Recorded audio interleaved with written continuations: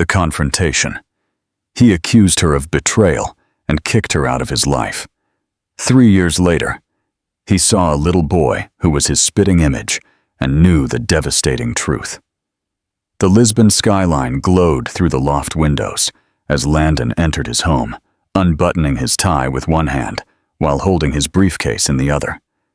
It had been another grueling day of back-to-back meetings, negotiations, and a last-minute investor call that had almost derailed his schedule. His success was never accidental. Every inch of his multi-million-dollar empire had been built on precision, sacrifice, and discipline. But tonight, something was off. Walking into the living room, he noticed the silence. There was no music, no footsteps, not even the familiar city hum seeping in from the balcony. Just silence. Sophia stood near the hallway, her arms crossed, her face unreadable. Her light brown hair was pulled back into a loose bun, and her eyes, which used to be warm, were now guarded. She didn't greet him. Instead, her gaze followed him as he set down his things and looked at her, confused by her stillness. Then he said it, words that were sharp, sudden, and irreversible. "You betrayed me!" Sophia blinked, stunned for a moment, and then exhaled slowly, as if she had been bracing for this. "Landon," she said softly, "I didn't." But he had already made up his mind. The anger had been slowly bubbling for days. He'd seen a text message, just one, that he had misinterpreted, and never asked her about. His pride had already written the story, and he didn't want edits. "Don't lie to me," he spat. "I saw what I needed to see. You don't need to say another word." She took a step toward him, her hands trembling slightly. "You didn't even ask. You just decided." "I don't need your explanations," he responded coldly. "I want you to leave." She stopped, her throat tight, but didn't say anything more. There were so many things she could have said, so many truths she could have thrown at him, but she didn't. Instead, she went into their room, packed a small suitcase, and returned minutes later, her coat on. She stood in front of him, her eyes filled with something more painful than anger. Disbelief. "I loved you," she whispered. "I still love you, but you don't trust me, and that's not something I can keep fighting against." And then, without another word, she was gone. The door clicked shut behind her, a soft, final sound. Landon was left alone in the vast silence of the loft, his heart pounding hard underneath the expensive fabric of his shirt. He didn't move, didn't call after her, didn't even sit down. His entire life had been built on not looking back, and that night he convinced himself he was doing the same thing. What he didn't know, what he couldn't have known, was that Sophia was already carrying the weight of a life he would one day regret letting go. A small heartbeat had started inside her only weeks before, but now she was gone, and so was everything he thought he understood about love, loyalty, and truth. 3 years passed, and Landon never spoke her name again. In the whirlwind of mergers, board meetings, and transcontinental flights, he buried the memory of Sophia under polished reports and strategic victories. The loft remained immaculate, with no personal details, no photographs, no mementos, no reminders of what had once lived there with him. He told himself he had made the right decision, that betrayal didn't merit reflection. And yet, sometimes, late at night, when the city quieted down and even the lights of Lisbon dimmed behind the glass, he felt something he couldn't name, an empty echo in a house built for two. It was early spring in Lisbon, with the crisp air scented with rain, when Landon's world shifted without warning. He had just stepped out of a black car in front of a downtown hotel, steeling himself for a private fundraising dinner. His assistant trailed behind him with a clipboard and a cell phone, rattling off the guest list and updates, but he barely heard. His attention was focused. Instead, on a woman who stood across the street near the curb, her arms outstretched, as she tried to flag down a cab. The sight of her hit him like a physical punch. It was her, Sophia. Her hair was longer now, still light brown, pulled into a loose braid that fell over her shoulder. She wore a simple coat and held a little boy on her hip, a boy no older than 3, wrapped in a blue sweater and jeans, with dark hair and bright blue eyes that were unmistakably his. Landon's breath caught in his throat. He didn't move, couldn't. The chaos of the street faded away, and all he could hear was the sound of blood rushing in his ears. The boy turned slightly, looking around with curiosity, and, for the briefest moment, his eyes met his. The same eyes that Landon saw in the mirror every morning. It was impossible. No, it wasn't. It was real, and he knew it with terrifying clarity. The taxi pulled up. Sophia cradled the boy in her arm and opened the door. She still hadn't seen him. Landon gave a step forward. Instinct surged in his chest, but he stopped himself.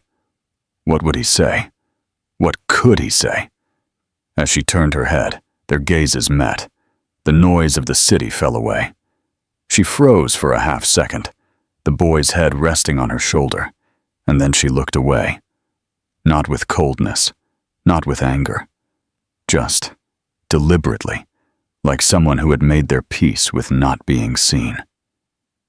She got into the taxi, closed the door, and a moment later the cab disappeared into traffic. Landon stood rooted to the spot, not noticing his assistant's confused look, not hearing the cell phone that was still ringing. He had seen his son, a son he never knew existed. A little boy with his eyes, his features, his blood. And Sophia, the woman he had kicked out of his life without a single question, had been living with that truth every day. The dinner went on without him.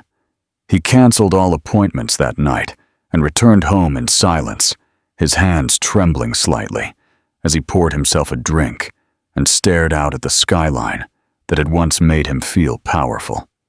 Now, it meant nothing. He had built an empire on control, but that one moment on the street had shattered it, because the truth, the one thing he never asked for, had found him anyway, and it was only a meter tall, with blue eyes and a quiet gaze that had already begun to haunt him. The revealed truth. The next morning, Landon sat in his office, but for the first time in years, the numbers in front of him meant nothing. Spreadsheets, graphs, and emails all blurred into a white noise he couldn't decipher. His mind kept going back to a single thing. The boy. The boy he had seen in Sophia's arms. His son. Every time he blinked, he saw the same blue eyes staring back at him, eyes that mirrored his so perfectly that it had shaken him to his core. The realization settled on him heavily, a weight pressing against his ribs that he was not prepared to carry. He had a son, and he had never been told. He didn't call Sophia right away. A part of him was afraid she wouldn't pick up. The other part didn't trust himself to say the right thing. What was the right thing to say after 3 years of silence and absence? After the accusations that had driven her away? He had been so sure of himself, so convinced that she had betrayed him, that he never gave her a chance to speak. That certainty now felt like the most dangerous kind of blindness. By evening, he found himself standing in front of her apartment building. He had hired someone to find her, not out of malice, but out of desperation. It hadn't been hard. She hadn't left the city, or even the borough. While he had been closing deals in Tokyo and Berlin, she had been raising a child just a few blocks away. He stood on the sidewalk, not knowing whether he should call or just leave. But before he could decide, the door opened. Sophia emerged with a grocery bag in one arm and her son clutching the other. The boy walked with an unsure but confident gait, talking about something in a tiny, excited voice that Landon couldn't quite hear from across the street. Sophia crouched down, smiling at something he said, brushing a loose curl of hair from his face, and Landon couldn't move. There was something breathtaking in how simple it all looked. A life he had missed. A life she had built. Without thinking, he crossed the street. Sophia looked up as he approached. Her expression shifted the moment she recognized him. Her eyes narrowed slightly, not with anger, but with a cautious surprise. She straightened up, placing a firm hand on the boy's shoulder as Landon stopped just a few feet away. "Hello," he said. Voice unsteady. She didn't respond at first. She just took him in. Then, she looked down at her son. The boy was now clinging to her leg, curious but wary. "I saw you yesterday," he continued, struggling to find words that didn't sound like excuses. "I didn't know, Sophia. I didn't know he existed." Her face remained impassive, her voice quiet. "You never asked, did you?" There it was. The truth. Laid bare. Not bitter. Not cruel. Just honest. And it hit him harder than any accusation. She had carried the weight of silence for 3 years, while he had lived in ignorance, shielded by his own certainty. "I want to meet him," Landon said. "I want to meet him." Sophia hesitated. Then she crouched down next to her son. "Leo," she said softly. "This is Landon. He's someone I used to know." Leo looked up with wide eyes. He then gave a solemn nod before hiding behind her coat. Landon didn't push. He didn't kneel or reach out. He just waited, letting the child's comfort guide him. Sophia stood up again. "I don't know what you expect," she said, "but this isn't something you get to walk into like a business deal you forgot to sign. He's not a project. He's a person." "I know," Landon said softly. "And I'm not here for control. I'm here because I want to earn a place, if you'll let me." Sophia studied him for a long moment, her expression unreadable. Then she nodded once. "You can come by tomorrow at 5. He likes books and dinosaurs. Don't be late." She didn't wait for a response. She turned and walked away with her son, disappearing into the hazy tide of the city.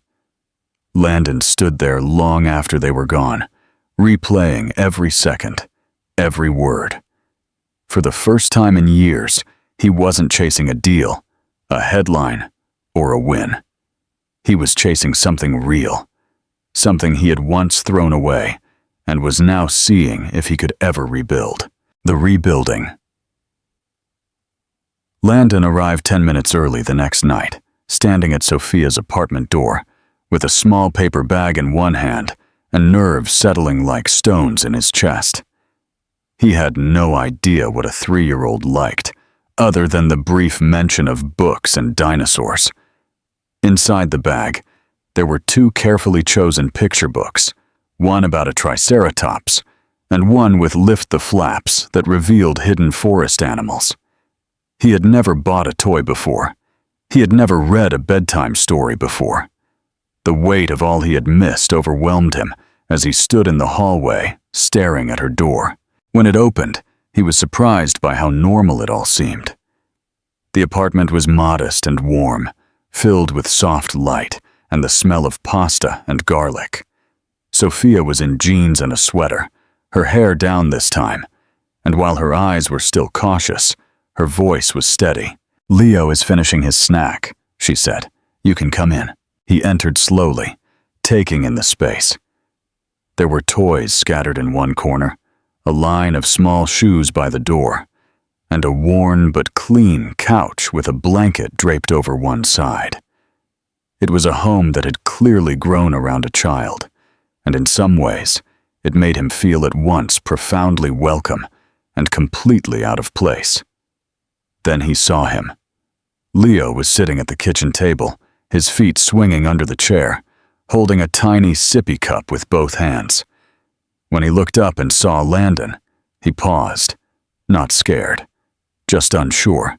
Landon crouched down slightly to his level and gently offered the bag. "Hi, Leo," he said. "I brought you something." "Books?" Your mom said you like dinosaurs, he chuckled. Leo didn't take the bag right away, but his curiosity was piqued. After a glance at Sophia, which she subtly returned, he got down from his chair, walked over, and accepted it. He pulled out the first book and flipped through it, murmuring softly, "That's a stegosaurus." Before walking back over to the couch and settling in with it on his lap, Landon didn't follow.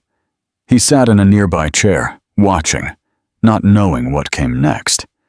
Sophia came into the room, sat across from him, and handed him a glass of water. "He'll probably ask you a million questions as soon as he gets used to you," she said.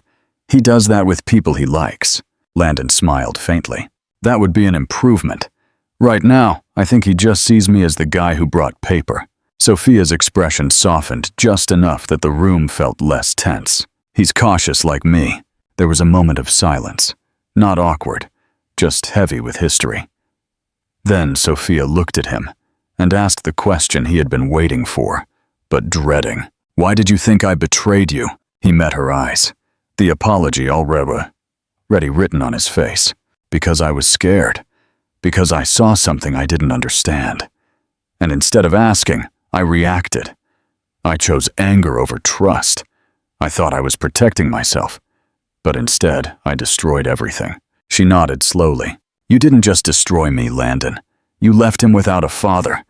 You can't pretend that didn't happen." "I know," he said. "That's why I'm here. Not to erase the past, just to be a part of his future." They both looked at Leo, who was now reading aloud to himself in a small, confident voice, mispronouncing the words, but too focused to care.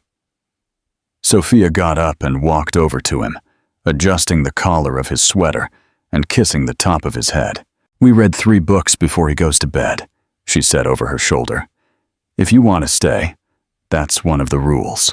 Landon stood up, his heart pounding, and nodded. "I would like to." They sat on the couch together, Leo nestled between them, his tiny voice narrating a world full of dinosaur adventures and owls, hidden behind tree flaps. And for the first time in years, Landon didn't feel powerful or successful. He felt small, humbled, and deeply grateful to be allowed in that space. When it was time for bed, Leo walked over to him without thinking and let Landon help him down. It was a small gesture, but for Landon, it was everything. Before he left, Sophia stopped him at the door with her arms crossed, watching him closely. "Same time next week," he nodded. "Or sooner, if you'll let me." She didn't answer right away. Then, softly, she said, "We'll see." The door closed softly behind him, and Landon stood in the hallway for a long time, holding on to the quiet sound of his son's voice that still echoed in his head. He hadn't earned forgiveness. Not yet. But for the first time, he felt like he might be starting to deserve a place in the story. The new reality. In the weeks that followed, Landon returned to Sophia's apartment with a regularity, always on time, never empty-handed, but never trying to impress. He brought puzzles, coloring books, and once, a tiny stuffed dinosaur that Leo insisted on taking to bed with him that night. Each visit started with doubt and ended with something warmer. Leo, once quiet and cautious, now waited by the window for him to come at 5, asking his mom every few minutes, "Is he coming today?" The shift was slow, but it was real. And Landon felt it in the way the boy started to take his hand without fear or lean into his side during story time. There were no grand breakthroughs, just the quiet accumulation of trust, one afternoon at a time. Landon also started staying a little longer. He'd help clean up after dinner, listen to Leo's recounting of his preschool day, and sometimes, when Sophia allowed it, he'd put him to bed. At first, he stumbled through the bedtime routines, not knowing where the pajamas were kept or which story Leo preferred. But Sophia was patient, watching from the doorway and gradually backing away, letting Landon figure it out. And he did. He memorized the rhythm of Leo's routines, learned which corner of the blanket to tuck in first, and which lullaby to hum softly as the boy drifted off to sleep. One night, after he had put Leo to bed, Landon came into the kitchen, where Sophia was making tea. She handed him a cup without asking, and leaned against the counter. Her arms crossed, but not defensively. He watched her for a moment, then said quietly, "I want to be his legal father. I want to be on his birth certificate." Sophia didn't answer right away. She looked down at the floor, processing. Her fingers tightened slightly around her mug. "You weren't there when he was born, or when he got sick that winter, and I was alone in the emergency room, terrified, or when he said his first word. I did all of that alone, and not because I wanted to. I had no choice." "I know," Landon said, "and nothing I do now is going to change that. But I am here. This time, I'm not leaving." Sophia looked up, her expression more tired than angry. "It's not just about showing up now. It's about staying when it's inconvenient, when he's older, and asks the hard questions, when he wants to know why you weren't there." "I'll answer every one of them," Landon said sincerely. "And I will never, ever let him believe he wasn't wanted. Even though I didn't know about him, I love him now, with everything I have." She nodded slowly. Her shoulders relaxed a little. "We're going to need a lawyer. The paperwork. Court hearing. I've already scheduled the consultation," he said. "I just need your consent." For a moment they just stood in silence, the air between them filled with a strange mix of pain and progress. Then Sophia did something unexpected. She reached for a folder that was on the counter and handed it to him. "I kept his original documents. I don't know why. Maybe a part of me hoped you'd ask one day." Landon took it with trembling hands. Inside were hospital records, immunization forms, and a tiny footprint on a birth certificate that read Mother Sophia, and under Father a blank space. "I don't deserve to be on this," he said quietly. Sophia met his eyes. "Then earn it." 2 weeks later, they sat next to each other in a family courtroom. Leo sat with a social worker, coloring quietly, oblivious to the importance of the moment. When the judge asked Sophia to confirm that she wanted to add Landon to the birth certificate, she didn't hesitate. "Yes, I do," she said. "He's not the same man who kicked me out?" When the judge turned to Landon, he cleared his throat before speaking. "I failed once," he said, "but I'm not going to fail again. I want to be his father in every way, not because the law says I can, because I love him, and I'll prove it every day I'm given the chance." The judge signed the papers. It wasn't dramatic. No one applauded. But Landon felt the gravity of that signature like a promise. He didn't walk out of the courtroom feeling victorious. He walked out feeling humbled, overwhelmed by all he had to make up for and by all he was willing to give. That night, Leo climbed into his lap with the birth certificate in his hands and said, "Mommy said you're my daddy now." Landon smiled. Hugging him later. "I always have been, buddy. We just needed the paperwork to catch up." The new beginning. Summer arrived softly, with long evenings and sunny mornings that felt like a second chance. By now, Landon had become a part of Leo's daily life. He wasn't a visitor anymore, but a presence. He walked to pick him up from preschool 2 times a week. He learned which snacks he liked the best, and could recite entire pages of Leo's favorite books at bedtime without looking. It wasn't strange anymore for the boy to take his hand or call him daddy in public. Every time he heard it, Landon felt a quiet, painful something pressing against his chest. He had missed the first years of his son's life, but he was building something real now, something they could both lean on. Sophia was still cautious, but not distant. Their conversations grew longer and lighter, though they were still marked by unspoken boundaries neither of them dared to cross. They'd coordinate schedules, share small parental victories, and began to build a rhythm that felt more like a family than a formality. Sometimes, when Leo had a cold or refused to sleep, they'd deal with it together, side by side, as if the years that separated them hadn't cracked everything. On one of those nights, when Leo woke up crying from a nightmare, Landon had been the one to soothe him. He held him close, whispering reassurances until the boy's breathing calmed, and when he looked up, he found Sophia standing quietly in the doorway. She didn't say anything, but her eyes had softened in a way he hadn't seen in years. That night, she did not send him home right away. Instead, they both sat in the living room talking in low voices while Leo slept. Their voices were low, not because they had to whisper, but because something about the moment didn't allow for noise.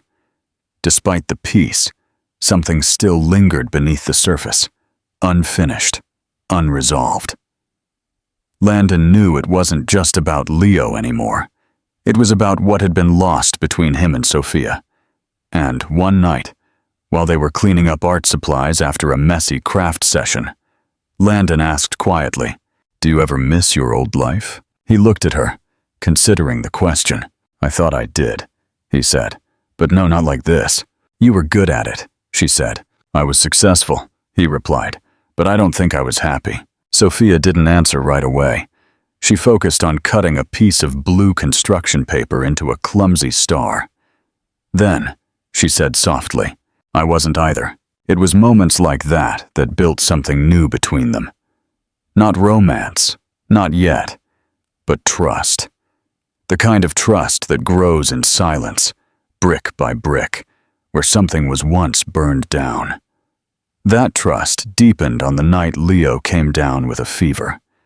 He cried through the night, his skin hot and his body restless.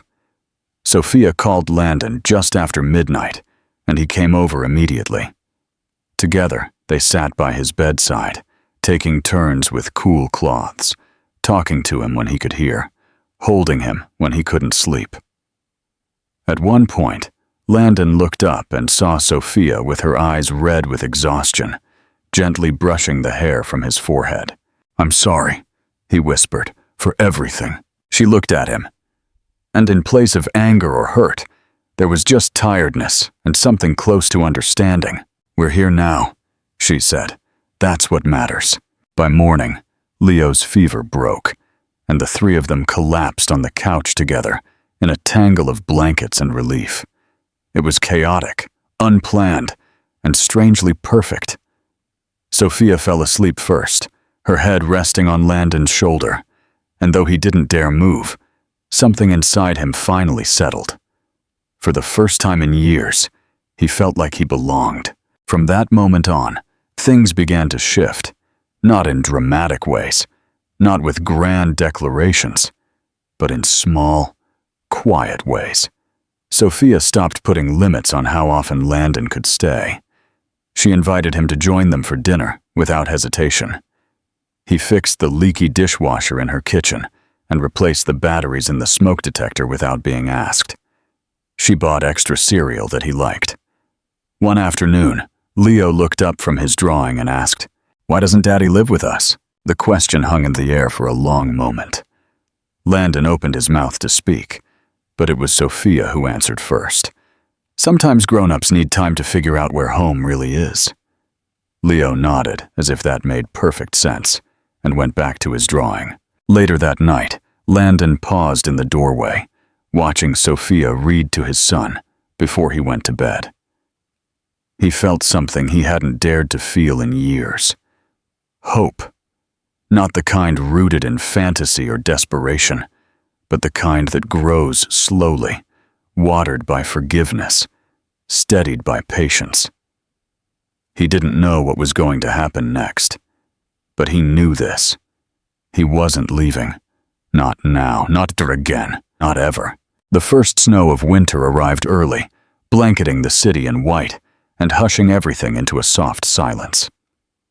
It was only a few days before Christmas, and the streets were full of lights, trees and windows, and the smell of cinnamon and pine drifting from the corner bakeries. Leo was more excited than he had ever been. He woke up every morning asking if it was true Christmas yet, and looking up at the sky for reindeer. Landon had helped him hang decorations in both houses, but it was Sophia's apartment that truly felt like the heart of everything.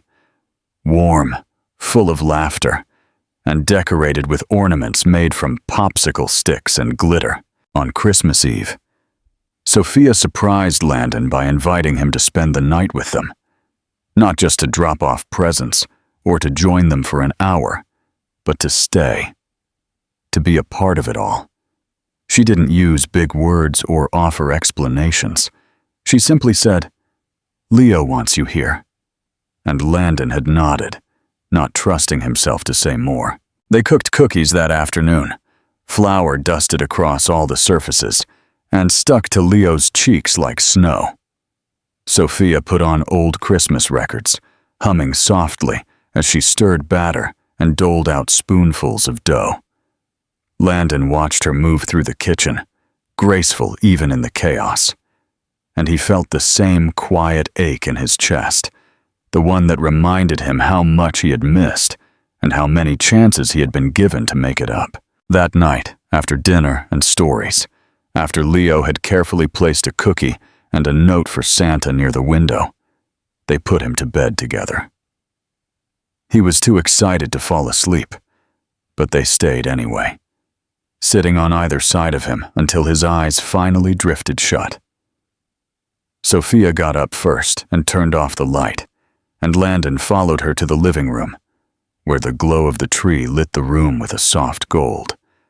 There was silence between them for a few minutes, not heavy, not awkward, just filled with unspoken thoughts. Finally, Sophia turned to him, her expression unreadable. "He wrote a note for Santa this year," she said, "but he wouldn't let me read it. He said it was a secret." Landon raised an eyebrow.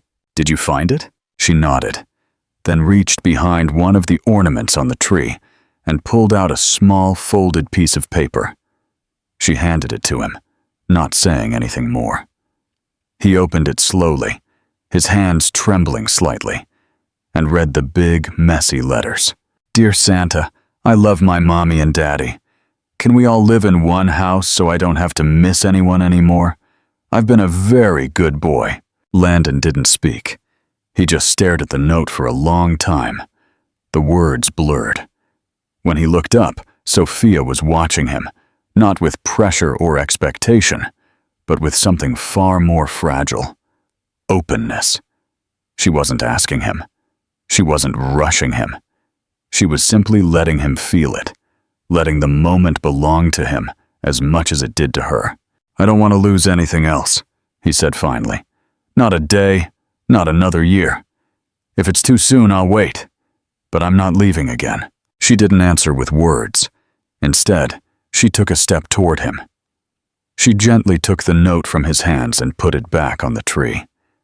Then, she looked at him, and for the first time since the day she lost him, she smiled in a way that reached her eyes. That night, Landon didn't leave. He stayed. Not just on the couch, not just for the sake of a tradition or for Leo's happiness. He stayed because something had shifted, not in a grand, dramatic way, but in the quiet rhythm of two people who had finally learned to forgive, to trust, and to choose each other again. In the morning, Leo came running into the room, shouting that Santa had come. He threw himself on the bed, laughing, tugging at the blankets with his little hands. Landon and Sophia opened their eyes at the same time, next to each other, and looked at their son. Their reason, their miracle, their second chance. Outside, the world was still blanketed in snow. But inside, it was warm and full of something rare and unbreakable. They had not only found their way back, they had built something better than what had existed before. Not perfect, not simple, but real. And this time, they held on to it with everything they had.